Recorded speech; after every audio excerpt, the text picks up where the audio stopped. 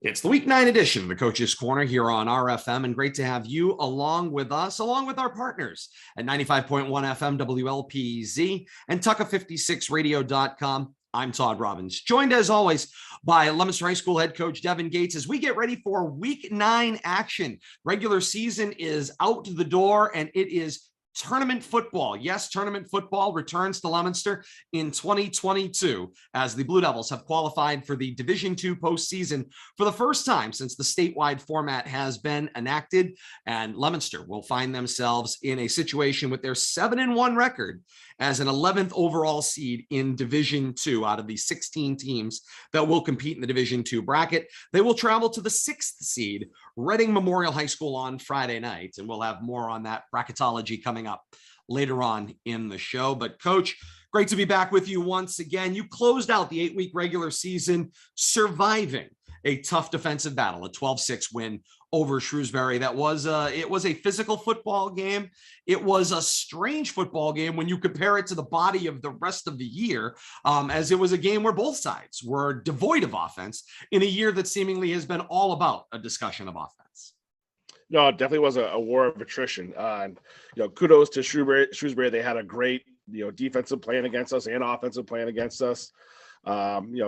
Limited the big explosive plays for us. I don't think we executed the way that we've executed, to this point in the season. I think we could have done something, as far as, coaching wise, I could have, called some different stuff or kind of adjusted a little bit to what they were doing. But they made it really difficult. They did. And then on offense, TJ Welsh is a real tough kid. Couple that with a huge offensive line.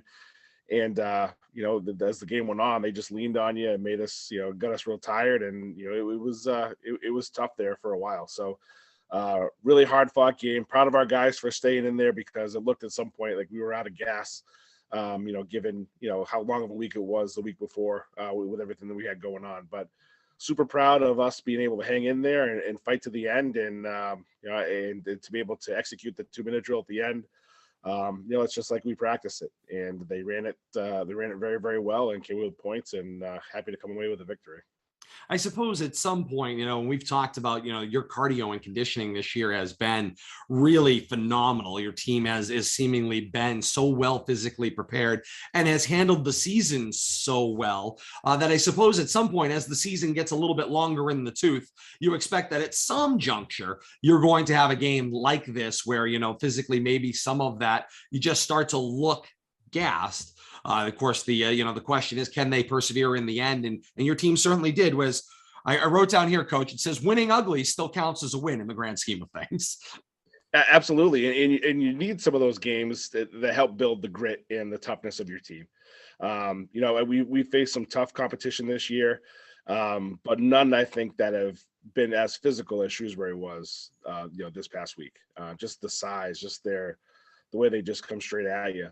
And, it was, for our mentality and for our, that's what I'm looking for, just for, to build that grit, to be able to persevere through those conditions for us, I think was a huge way to go into the playoffs, knowing that we can play with real physical football teams.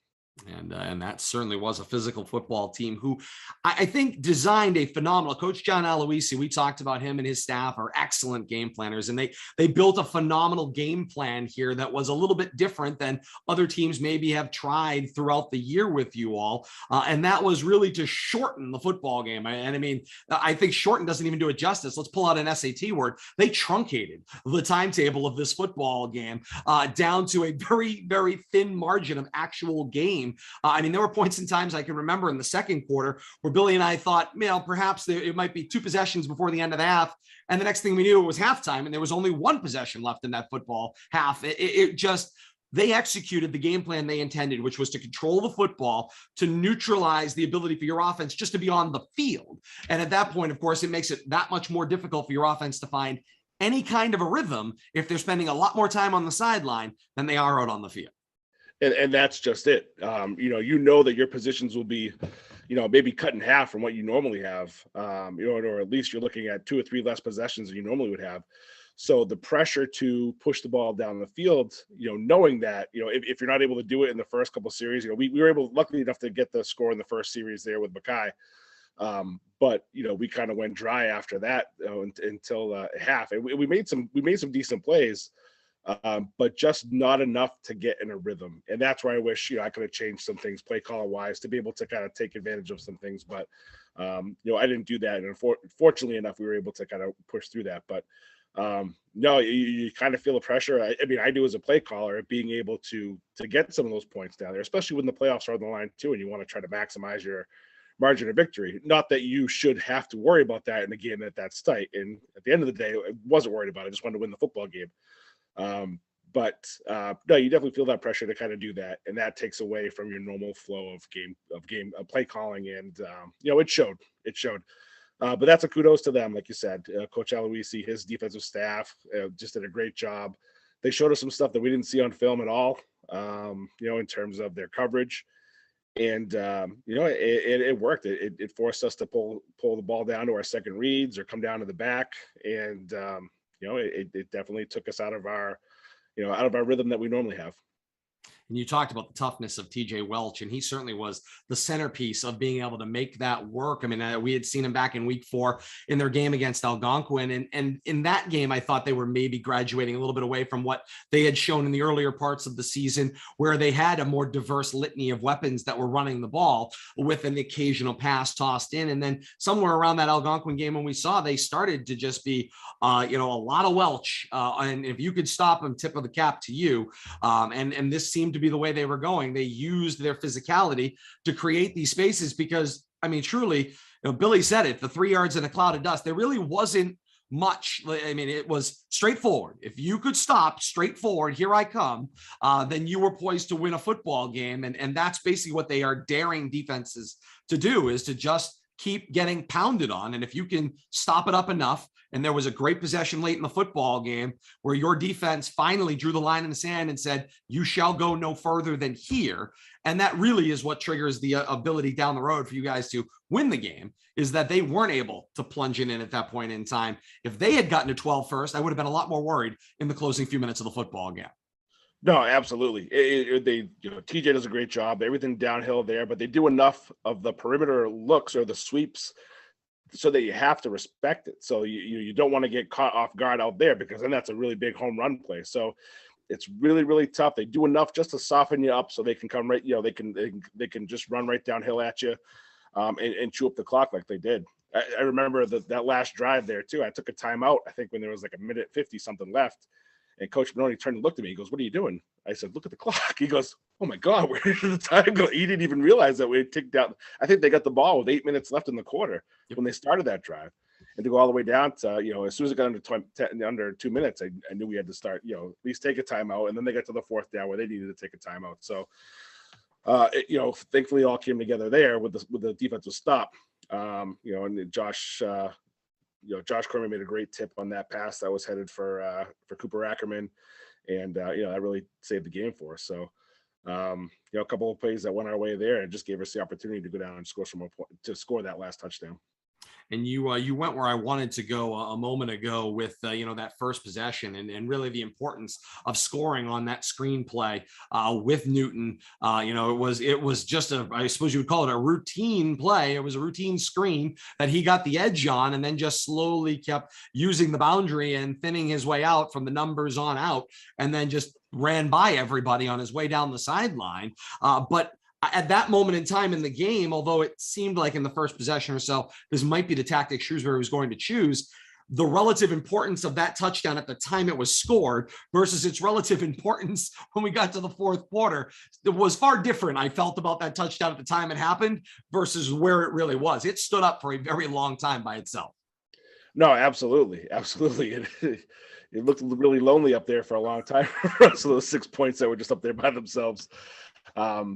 But, so to have that in the pocket there, obviously you don't want to be comfortable with the 1-score lead, especially against a team like Shrewsbury. But to have that there, knowing that, they're not a team that's going to just, have like a 2-play drive and be able to explode the ball down the field on you, it was good. We knew that they were going to have to work for any points that they got. So to have that there, I think certainly helped the defense be able to tee off a little bit more than they would if it was, tied or if we were down. So yeah, big score coming off that first drive, and glad that we were able to do that and kind of play with that for 2/3 of the game. Yeah, we discussed this a little bit on the broadcast, and we'll make this kind of our last thoughts on the ball control piece. And this, strategy, I was trying to, like, in my mind, in the heat of the moment, figure out, what the coaching point on this is and what it would be like, because in the one sense, you're trying to strategically thin the football game out and give the ball away as little as humanly possible. But of course, it increases for you the relative importance as the coach doing it to needing to score every time you touch the ball, or near every time you touch the ball, because if not, you're limiting your comeback possibility somewhere down the road if you get yourself into a situation where, in this case, they were down by 6 in most of the football game. So when you find yourself in that sense, I feel like in a lot of ways this kind of process, it's a game of chicken. It's how long can I keep going thinning out the football game before I'm actually, in a way, hurting myself more than maybe I'm hurting the team that I'm trying to keep off the field. Well, that's exactly it. You can only play that game so long, but because we're up by that score, now you're going to have to take a chance late in the ball game if you want to even try to go into overtime, right? So I think that's kind of where they found themselves, and they're not the team that's going to be able to throw the ball down the field and take some of those chances.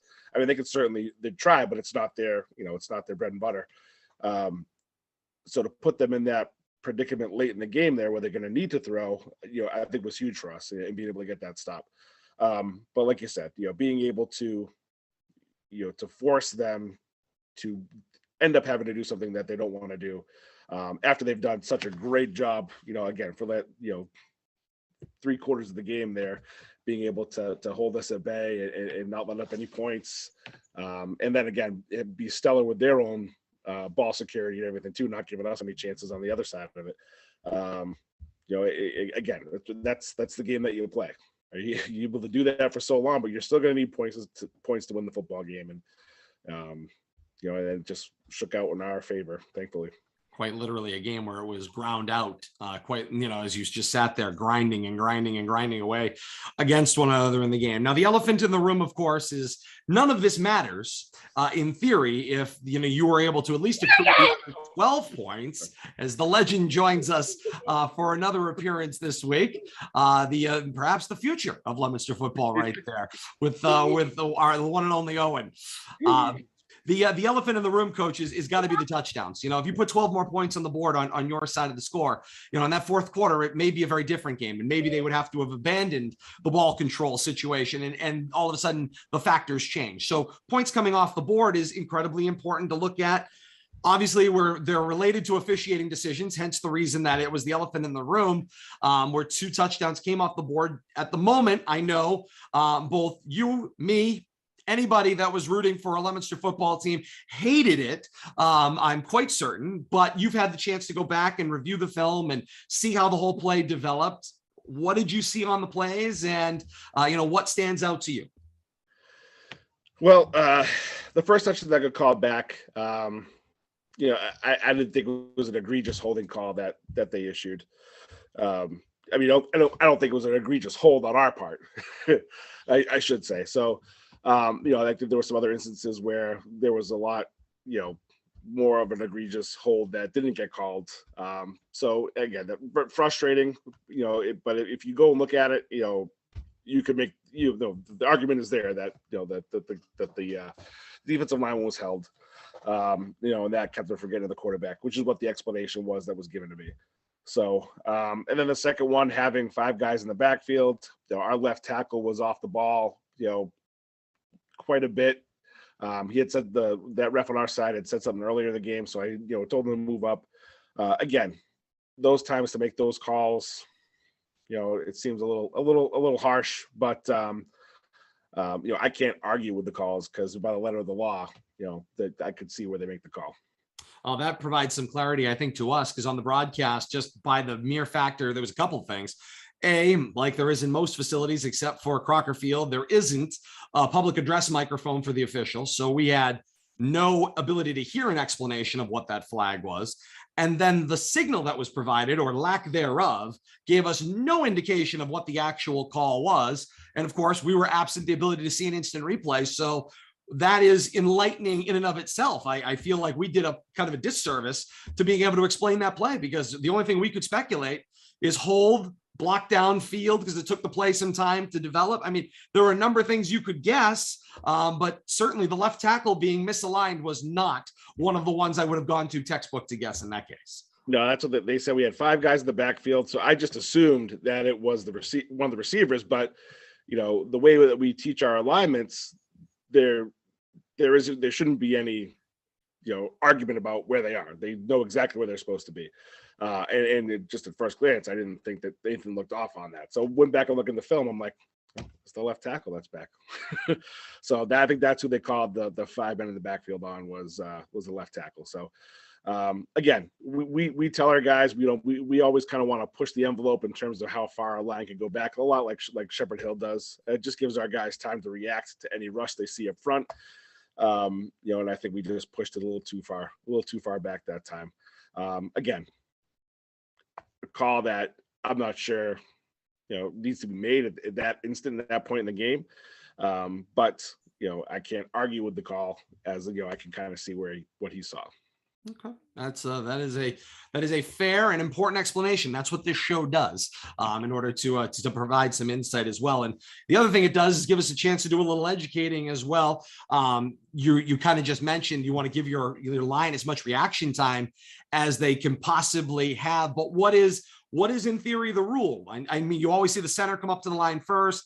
It almost looks like almost triangular or phalanx in a lot of ways. You have a center that is forward, your line just a little back off of that, guards and tackles kind of fanning out. Then they usually will pick up the ball. They stick it up a little bit further, when they go to snap the ball.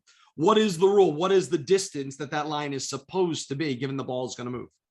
So the guards and tackles have to get a piece of the center in terms of their alignment. So if the ref looks down the line, there should be a part of the body of the guards and tackles that are covering over where the center is. Okay. So we tell our guys normally they're at the ribs of the center when the center's down in the stance, to try to be on the safe side. So but that's what the rule is. You have to have a piece of the center is what the explanation is. And then, of course, the other part that you mentioned, your first look was for the receivers. And I think people see the communication maybe, or maybe they don't. Maybe it just glosses over it. I always see it where receivers are turning and looking at their nearest wing official to their side of the field and are telling them whether they are on the line or off in the formation. And this is all about, again, the fact that there is a limitation to how many backs can be in the backfield. Yeah, and the way we've taught our formations all year long is it's by position. You're either an on-the-ball receiver or you're an off-the-ball receiver. There's no in between for us. We don't go back and forth and switch stuff there, just for that reason. And we've told the guys this, like, we don't want any confusion of who should be on the ball, who's off the ball. So it's when I say that, it was surprising to me when they had that call. It's because we've now gone through 8 weeks of the season here, and however many practices. With that being how we operate. So it was very, for him to say that was, I questioned that call until I went back and saw in the film and saw what he was talking about. Fair enough. All right, let's jump ahead to the winning drive here, because it is by far, I think from an execution standpoint, that drive will stand out in this season for your ability to move it down the field. But I said to you after the game off air, I said that as far as clock management went, there are not a lot of high school football games that you're going to look at over the years and actually see a clock that well managed. That is managed to the level of a college play or an NFL play on Sundays, taking what the defense gives you, getting out of bounds on every single down, and basically, I mean, for lack of a better term, milking as much of the, out of that clock as you could possibly keep to be able to maximize the number of plays you could. And then obviously there's the big strike that comes at the end, and it's poetic. Ricky Encarnacion puts it in while wearing Ricky White's number to win the football game, basically running out the clock at that moment in time with just a little while remaining. I mean, the whole piece, was poetic. Bill Thomas called it cinematic. It just all lined up, this phenomenal drive capped by this cinematic moment of Ricky Encarnacion making the catch to win the game. Yeah, it did feel like a movie a little bit. That's for sure, especially at the end there. But that was really Osiris that made that whole thing go. It really was. Obviously the line block and the receivers getting downfield. But his ability to understand the situation, to understand what's in front of him, and to be able to know that there's only a 3-man rush. If I get out of the pocket here, I got a good chance to get some good yards and then still get out of bounds, so I could be able to preserve that last timeout that we had in case we need to throw the ball in the middle of the field or run if we get down closer to the goal line. So for him to be that heady of a player in that situation was really something special, and something that, I don't know if I've ever seen, in any college football player, let alone high school football player, let alone freshman. So again, I'm going to put some praise on his plate because he deserves it in that drive there too. But really, it was just, we called the plays that we thought were going to be open, and they're dropping 8 into coverage. He knows the situation. He witnesses it and processes it and gets on his horse and just picks up big chunks of yards, gets out of bounds, and was able to put us in striking distance. And then Rick making that catch, in the middle of the field, and then being able to finish it was something I'll never forget. That's for sure. No question about that. Leominster, a 12-6 winner over Shrewsbury, moving to 7-1 at the end of the 8-week regular season. The Colonials finished the regular season at 4-4. Important note for both teams: they are playoff bound in their respective divisions. Shrewsbury in Division 1, Leominster in Division 2. Coach, big picture here before we move on to the brackets. End of 8 weeks, you're a 7-1 football team.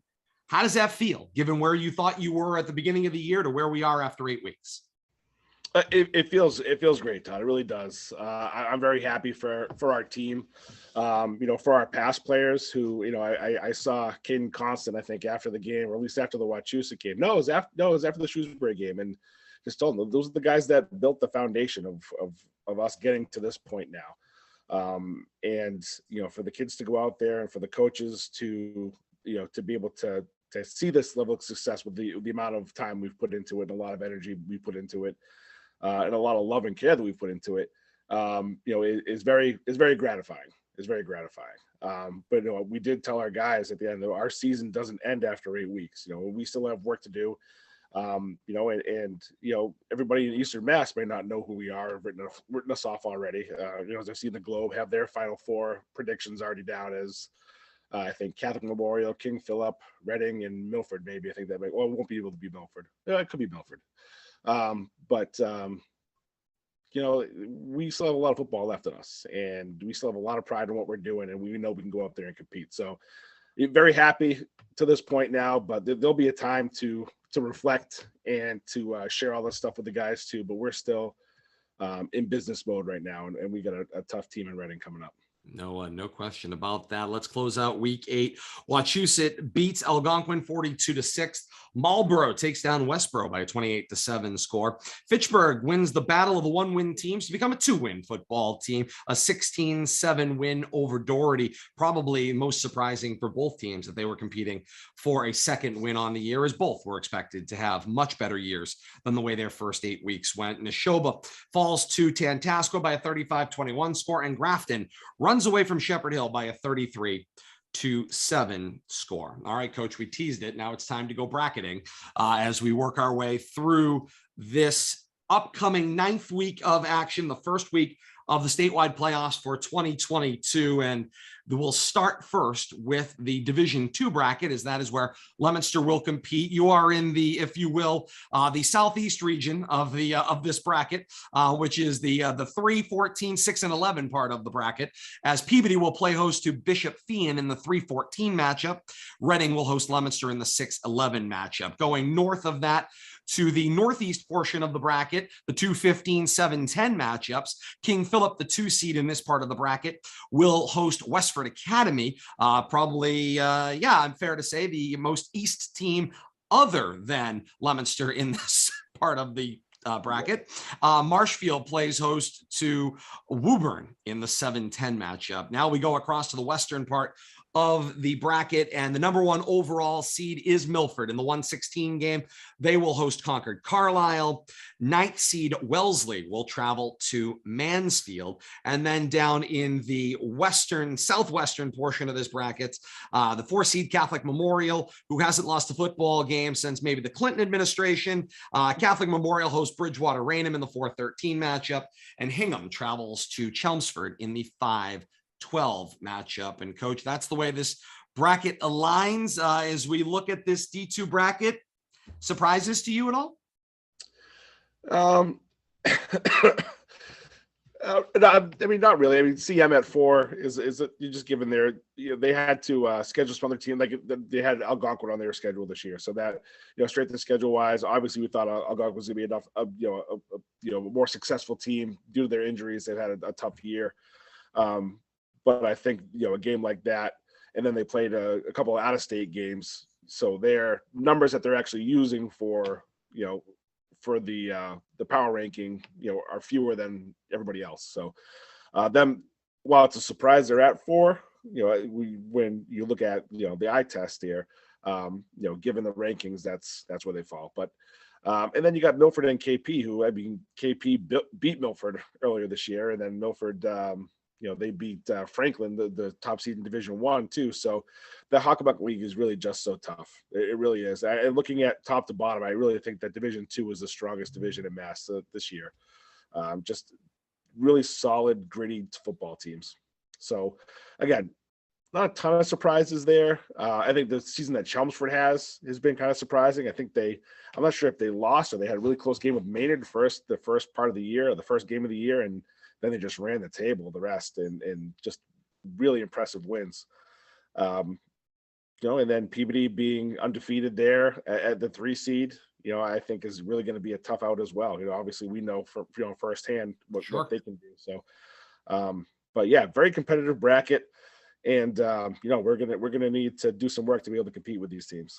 And who would have thought you all would have ended up back together again in this southeastern portion of the bracket, where Peabody, Bishop Feion, Reading, and Leominster are all together in this portion of the bracket. Winners will advance to play in Week 10 action across all of these games, including in that part of the bracket. But you are right, Coach. All of these records are fairly closely clumped together. There's a clump of 8-0, 7-1 teams, and then you have a smattering. There's a 6-1 there for King Philip, and then you get the 6-2s with Marshfield in there. Hingham actually below Leominster, Westford below that, down in 15 at the 6-2s. There was not a ton here of those records where you're like, well, this doesn't make sense. Why is this team that's 500 sitting above a team that's 7-1 or 8-0? Don't have that in Division 2, at least to speak of this year. But we do have a 6-1 King Philip, played 7 games, that went on the record, and that is in the 2 spot.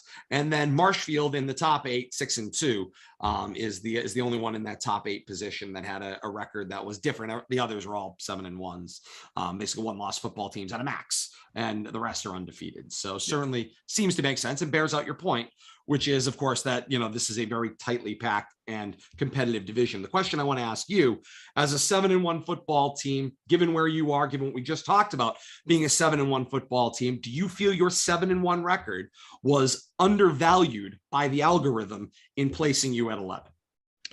I do, Todd. I do. I mean, facing a couple of Division 1 teams that are also made the playoffs, I think that's going to count.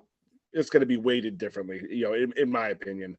Because I do feel that, and again, don't get me wrong, I think some of these other schools that, like I mentioned, the Hockenbuck League before, I think they can play with anybody in the state. But I do think where some of these other teams don't take into the power rankings, don't take into account the playing up the higher divisions. That's where I think that we should be that should be weighted a little higher, 7-1. I would certainly think so. And actually, the point I had said it to you off air, but I'll say it here on air, the win that to me that stood out that didn't really seem to move the needle at all, and I think unfairly so, is the win against Wachusett. That to me is a win that should have been much more important to your overall numbers, looking at the algorithm, you would think. And unfortunately, there wasn't the bounce that you would have thought would have come with that game. And I think that's an unfortunate situation, because to me, that was the premier game in Central Mass this year. And that means for either team, Wachusett certainly wasn't going to benefit a lot playing you in that football game potentially. And you clearly didn't benefit much playing them. So now the question becomes, why bother? What's the impetus to play each other anymore if you're within a half an hour of within a half an hour of each other, if you're going to gain no benefit of playing, a really good football team and having the premier game in your part of the state? Yeah, I mean, that's my gripe with it too. And those things have to be weighted and accounted for. We play this game to be competitive and to play the best. And if that's not rewarded, then why, a lot of teams look at it, why even take the chance with it? And now we're just playing for rings instead of playing for, for something bigger than that. I mean, obviously everybody wants to win a championship, but now it all just becomes about winning and stacking your schedule towards the power rankings instead of being the best program that you can be by playing the best people that you can be. And again, I think a lot of the coaches do try to get their schedule that way too. And I think they share my thoughts with it, as well. But yeah, I mean, when you play up some of these divisions, those games should count for more. You should be rewarded for scheduling higher ranking or higher division opponents, and then being able to have success against them as well. Keeping an eye on those teams. Let's just take a look at the Division I bracket with Shrewsbury and Wachusett there, and the algorithm didn't do them any favors either in this season. The number 1 overall seed in Division II is Franklin, who we saw here on RFM in week 1 against Wachusett. They'll host 16-seeded Weymouth. The 9-seed Brockton travels to the 8-seed Methuen in the northwest portion of the bracket. In the southwest, the top seed down there is the 4th overall seed, Springfield Central. They'll host 13-seed Shrewsbury coming up on Friday night. And then the 5th seed Zavarian hosts the 12th seed Wachusett Regional, which of course is fascinating. 2 upsets in that part of the bracket would put 2 Central Mass teams against each other and knock out one another in the football game, and therefore limit the number of teams outside of Eastern Mass that could make it to the Final Four of this postseason. But remember, this is all about increasing participation. Nobody said it had to be west of 495. That's my thoughts. Don't put that one on Coach. Anyway, 2nd overall seed on the other side of the bracket is Andover. They play host to 15 overall seed Lynn Classical. The 10 overall seed plays the 7 overall seed as Attleboro travels to St. John's Prep. 14 overall seed Braintree travels to the 3 seed Central Catholic. And the 6 overall seed in Division I is Taunton. They will play host to, get this, 11 overall seed Everett in Division I. There are a lot of landmines. 9th seeded Brockton, 11th seeded Everett.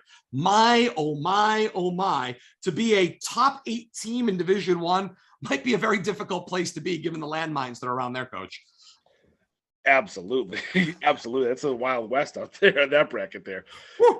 It's tough. You got a team like Springfield Central that, playing teams outside of the region, outside of the Northeast, and playing a team from DC, nationally ranked team from DC. But it's tough because geographically, they don't have anybody out Western Mass that really comes close. You got Westfield and Minnetonka that usually are some of the stronger teams out there, and you throw in a Holyoke every couple of years, but it's still not going to help that strength of schedule, very much given, the strength of schedules that are out in that region. So, very tough for, Shrewsbury to get that draw with number 4 Springfield Central. But I feel like both the teams that could really be looked at as the number 1 teams in the state, and CM and Springfield Central, both at 4 seeds. So yeah, and then Everett again. This is by playing in the Greater Boston League. They usually run through that league pretty well, and a lot of the teams that they play and have in their league schedule that they have to have on their league schedule. Have had, weaker strength of schedule. So then now you find Everett a really good football team at 11, and a sleeper in that whole entire bracket. So no, it's I don't even know where to go, Todd. I mean, I don't. I mean, it is interesting. It's going to see how it all plays out, but I wouldn't be surprised to see a number 11 seed Everett in the Final Four. The argument that will be made, and it will be made across the 8 divisions, because this is what will be looked at. And the proponents of this system will say, if seeds number 1, 2, 3, and 4 make it to the Final Four in the super majority of brackets, they'll say this system works.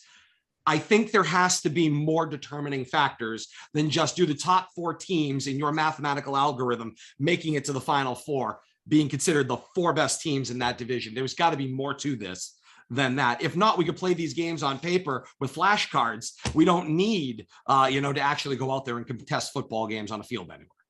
Yeah, I agree. Definitely needs to be another variable in there to measure the success of this algorithm. And again, that's not anything that we're gonna thankfully don't have to worry about that at all right now.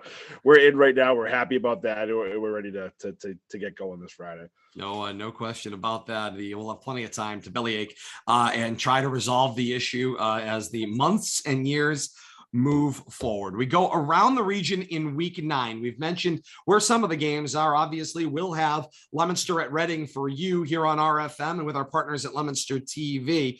But the other games in Central Mass playoff-wise, we just mentioned Wachusett at Xaverian, Shrewsbury at Springfield Central. In the non-playoff matchups, these were some interesting matchups this year, and we saw some creativity here that came to pass. Non-playoff crossover games, Algonquin will host Fitchburg. St. John's gets Haverhill in a crossover game. Westboro travels to Doherty, Neshoba at Shepherd Hill, Tantasqua at North Middlesex. Looks like a lot of great inner matchups, maybe some that we don't always see, but I suppose as the years have gone by, some of these matchups have been on the regular schedule, but others, these are first-time meetings for some schools. Certainly Haverhill coming to St. John's is an interesting, part of this conversation. And Coach, before we move completely in your general direction, one more note on these crossover games, because this blew up on Twitter today. And that is, of course, Weston of Eastern Mass was kind of left, for lack of a better phrase, holding the check, as they were apparently the only football team in the state, per their Twitter, from their athletic department, that was not given a crossover game. They got a call from the MIA and said, sorry, no dance partner for you. They get a bye in this week 9 action. They will not get 10 games. They will play 9. Wow, that's the first I've heard of that. Yeah, that's extremely unfortunate if that's the way that shook out. And that was their reporting on that situation. I'm hoping there's more to it than that, than just to say no, because I'm sure they're not the only one that is looking for a game there. So yeah, no, I definitely look into that one a little bit more. I was going to say, certainly a situation I would like to learn more about and hear an explanation of from all sides. But that jumped up on me with Weston Athletics leading the reporting on that today, and not a media source. So I haven't gotten back to check and see where the media sources have gone running on this. But that was an interesting report to say the least. And as we move on, Coach, to week 9 action, postseason begins right now. 7-1 Leominster, 11th overall seed, travels to the 6th overall seed Reading in Division 2. An 8-0 football game will be at Memorial Stadium in Reading, which is right there on campus at Reading Memorial, and it will be Friday night at 7:00. No better time to travel from Central Mass to Eastern Mass in the triangle that is 95, 93, and Route 3 than, for a Friday night in the fall. But that part aside, Coach, let's talk about the Rockets here. Let's give people a little bit of context to the team that we're talking about here. They are 8-0. They have played a perfect season to this point in time through weeks 1 through 8. They are a part of the Middlesex League, which is a wide-ranging 495 spreading league, because I know this is Watertown, my employer by day, is also a member, but it's sort of a mishmash of big schools and small schools. So they've got a kind of a big school division and a small school division by size, because you get some smaller towns in that stretch, along with some of the bigger towns. They are part of the Liberty Division, which my understanding, I believe, is they are the larger of the teams that are involved, with the larger populations of schools. And so they've played teams like wins over Melrose, also wins against Belmont, Woburn, Arlington, Winchester, and most recently at home against Lexington. The one that stood out to me that was a trip out to the Cape was a non-league matchup, a trip in week 2 to Barnstable, which is out in Hyannis. Was the one that stood out to me. That was a 37-22 matchup, final score in that football game. But other than that, you look at their last 3 games, which were all in this Liberty Division, against an Arlington football team, a 55-7 win at Arlington, then a 43-14 win at home against Winchester, and then a 47-6 win against Lexington last week.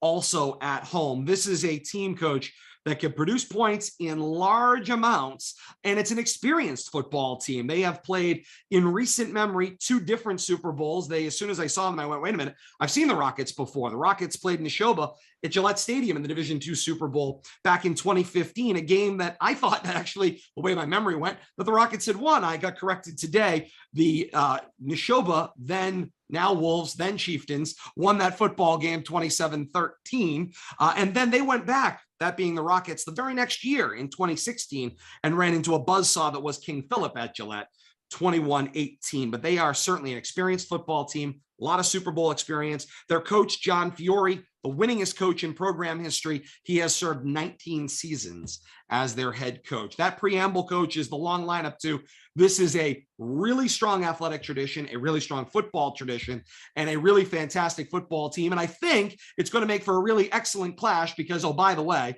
Leominster is no slouch with being the 12-time Super Bowl champion. That's the most in the state, tied with a couple of other schools as well. And so at the end of the day, this is great athletic tradition against great athletic tradition. Central meets East. It's going to be a fun football game. No, it looks like a great matchup. You know, when you take into account the history of both programs, you know, Reading, you know, ever since Coach Fiore's been there, has really been a perennial power in the Middlesex League. So they've really done a great job year in and year out, just being good. It doesn't seem like they dip at all ever. You know, they're always, you know, above 500, always producing quality teams that, you know, playoff teams. You know, their quarterback right now, James Murphy, is a Brown commit. I'm thinking about 6'4", 6'5", big, tall kid. He's been starting at least since he was a sophomore, if not all 4 years. And it shows. You can see he's a very, you know, again, very heady football player, knows his offense, knows, you know, where his guys are going to be, when they're going to be there. You know, very well coached football team. You know, at least offensively, you look at, they run a number of different formations out of spread that we got to be able to account for. Defensively, they're an aggressive football team. You know, and I think that we're pretty similar in terms of our athletic ability, in terms of our size. You know, the difference is this is an experienced football team. They've been in this situation before. It's been a long time since we've been in a situation like this. So that's what our guys are going to have to work towards and overcome is this team has been there. They're going to have the patience. They're going to be able to rally. They know how to win football games. They know how to win big football games. And that's something that we're still learning how to do. We've taken huge steps towards that this year. But to do it week in and week out, year in and year out is another kind of level. So, you know, that's what we're looking forward to, that challenge. It's going to be a huge challenge. But I think we have the guys, you know, and I trust our guys. I trust our coaches to have, you know, the plan together and to go out there and compete. It is certainly, you know, you mentioned James Murphy. When you look at him on video, he is an imposing presence in the pocket. He stands well above, you know, his huddle in many ways, but also then when you see him, you know, lined up in formation, his ability to scan the field, being taller and being able to see over the top of everybody. You know, you've heard a lot of debate recently, all the way up in the professional ranks about how being a smaller quarterback can actually be problematic. This is the other end of things when you are the taller of quarterbacks in this sense and have the ability to survey the field, see out over the formations as your pieces move around. And then he's got this diverse cachet of weapons to really go after. He's got a strong running back. He's got a handful of receivers that will be able to go out in formation as well. And this will be another one of those weeks, harkening back to the days where St. John's and Leominster used to go at each other with spread offenses and lots of weapons and take it up and down the field against one another. This will be another day where you're looking across and kind of in the mirror at yourself going, wow, this is a very similar looking football team, just maybe with some pieces that are a little bit older than some of ours are. Yeah, no, it definitely feels like that. A lot of similarities in terms of scheme, you know, especially offensively, maybe not as much defensively, but certainly offensively, I think we're both of the same type of mind, you know, in terms of what we want to do, what we want to exploit, how we get there. So really going to be interesting to see that matchup and how we account for each other's strengths, you know, and try to force us into, you know, playing left-handed. So that's really what we're going to have to figure out quick. You know, with having, you know, we got 3 films on Reading where, you know, most of our opponents later in the season, we get a lot more film on that, a lot more experience in looking at what they have, and, you know, and then familiarity with, you know, the league games and everything too. So to be able to put together the game plan in this shorter period of time, you know, and not being able to, you know, we try to go as in depth with our analysis as we can. But again, you're looking at a 3-game sample size here. It's a challenge to get together the plan, with, not all the information that you'd like to have. So, but again, I trust Coach Manoni with the defensive plan. I trust our coaches in getting them ready. And, our kids are excited, playing with a lot of pride, coming off that emotional win at Shrewsbury. So, we will absolutely be ready and up for the challenge. Certainly expect defensively, they will be as prepared as well to attack your offensive attack. And I think the part I struggled with, I said it to you before we went on the air, was identifying exactly how many were in the front and how many were kind of in that second level. And then obviously, therefore, how many were in the third level as well. It's a 3-4 defense. But I felt like as I was watching their video against Lexington, it was a team that was kind of roving around a little bit before they kind of settled in, put their hand in the ground, and then were lined up for the play. So you certainly, they've got alignment that they're going to try to, of course, make the looks difficult to read for a freshman quarterback in Osiris Lopez, and then they will face the same choice you will face defensively, which is how do you defend all of the weapons that Leominster has to offer? And if we choose these items, what are the benefits and what are the negative points of doing that? If we choose to take this player out of the mix, what else are we going to do with the players who we are going to then have to deal with in the grand scheme of things? Yeah, and that's the in-game adjustments that we have to be ready for. So, on the film that we haven't seen them play, and again, I'm not sure if they played a caliber of a receiver that needed to be double covered, but we haven't really seen too much of that. We've seen a lot of man coverage, a lot of loose man coverage. They played some press, they've played a little bit of zone, so they've really shown us a lot of just a lot of variety in terms of their coverage. So again, we looked at Shrewsbury, a bunch of games on Shrewsbury, and they didn't show us at all what they came out in, against us, to try to take away Caden Drinkwater, his big playability.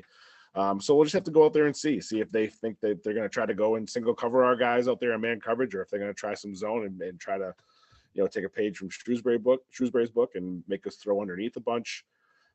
So again, we're going to have plans for both, and just be able to, again, our offense all year long has been able to take what the defense is giving us, and that's what we've been harping on, and that's what we're going to have to take care of. And then defensively, again, we've played, I feel like we've played now with James Murphy here, probably 3 of the top 10 quarterbacks in the state, with Tucker McDonald, with Shea Lynch, and with and James Murphy, and of course we have a pretty good quarterback on our side as well too. But their defense has gone against some really quality opponents. While I don't think, James Murphy is, he's lost similarities with Tucker McDonald, and he's got some similarities with Shea Lynch. I don't think he fits into either of those pockets. I think he does a little bit of both really, really well. But his experience there is what really is scary. We got to account for. Like he already knows pretty much, when the ball snapped, where that ball is going to go. And we got to make sure that we have guys in windows and we're getting pressure on them, to be able to kind of force some, errant throws, and to be able to, again, keep them off schedule as Shrewsbury kept us off schedule last week. You took me where I want to go with kind of one of my last questions here about this kind of matchup and the relative importance. We talked about it back in week 5 and then in week 6 after playing Peabody, but the relative importance, I feel like, having played Peabody, to now be in this situation, playing multiple very well experienced quarterbacks, playing teams that are going to run a more diverse spread with lots of weapons. I just feel like I could keep going back to that Peabody football game, and despite the fact that it was a loss, its relative importance to your development in this season and your preparation for this moment, it seems like it just more and more and more emphasizes just how important that game was in the grand scheme of your development and your team's development to this point in the year. No, absolutely. It exposed, some weakness that we had, and they kept on exposing it the whole entire game. So, what I love about our staff is, and our kids, is they take it personal when that stuff happens. So they work really, really hard to make sure that they get better at that weakness, so that it's not a weakness anymore. And we've done that pretty much since that game. Because I think, if you look at that Peabody game, there's, if you want to look at it, if there's a blueprint to move the ball on us, that's, I feel like they did a good job as anybody this year at showing that. So again, we were without some key pieces that game as well too. Again, not an excuse. I think we could compete with Peabody, better than we did. But Ricky not playing in that game and Kai being limited in that game, not playing defense at all. And Keegan's done a great job. Keegan and Marisinga filling in for Mackay when Mackay was injured too. So, I mean, nothing against Keegan here. But, Kai being a more experienced player, being able to get back in the lineup defensively has really been huge for us too. So excited to have those guys back in there, against a team that has the ability to throw the ball around like PBD does, if not better in terms of, pushing the ball downfield. So, again, huge challenge for us. But our guys are hungry to get out there, to represent Central Mass, to represent Leominster, in this very Eastern Mass heavy bracket that we're in. So it was awfully kind of them to invite you to the Eastern Mass postseason. Yes, It really was. It's very nice that they decided to share a couple of bracket slots with a few Eastern Mass, Central Mass schools, to say the least. Yeah. We're not going to let them live it down. We're not going to let them live it down. We're still here. We're still here. Yeah. You the proud. 330 schools in the MIAA, and I'm fairly confident they aren't all inside of 495. Week 9 action here on RFM. Let the tournament begin. We're looking forward to this. Leominster travels to Reading, the 11th overall seed Blue Devils against the 6th seed Rockets of Reading. 7 o'clock the kickoff on Friday night at Memorial Stadium in Reading, right there on campus, right next to the school building. RFM and our partners, we've got you covered on the way at the game and on your way home, even over the weekend as well. Our live countdown to kickoff will be at 6 o'clock, commute permitting, on these same RFM platforms, YouTube, Facebook Live, and Twitch. Stay tuned for that. Leominster TV will be there with us. Their live coverage begins at 6:30 on the channels of Comcast, Verizon, and Leominster.tv. Replay schedule, note the following. Replay this week for this Week 9 action will be Sunday, Tucka56radio.com at noon. Our partners at 95.1 FM WLPZ will have a replay of this game, but it will be 1 week from this Saturday, on Saturday, November the 12th, where they'll have a double feature of Week 9 and 10 on the 12th of November due to some other programming commitments. And then, of course, there is no week that begins without the Coach's Corner Mondays here at 9 p.m. on RFM, YouTube, Facebook Live, and Twitch. Breakdown and analysis will continue all throughout the week. Wednesday at 8 o'clock on Tucka56radio.com, and Thursdays, 5 p.m., 95.1 FM, WLPZ, and WLPZ.org. Coach's Corner back next Monday on our regularly scheduled time at 9 p.m. here on these same RFM platforms. Coach, looking forward to it. I'll see you in Reading. We'll get to walk a new facility together, and we'll look forward to that one. Safe travels down there as well. For Leominster High School Head Coach Devin Gates, I am Todd Robbins saying thank you so very much for joining us. And until Friday night or next week here on the Coach's Corner, we say so long, everybody.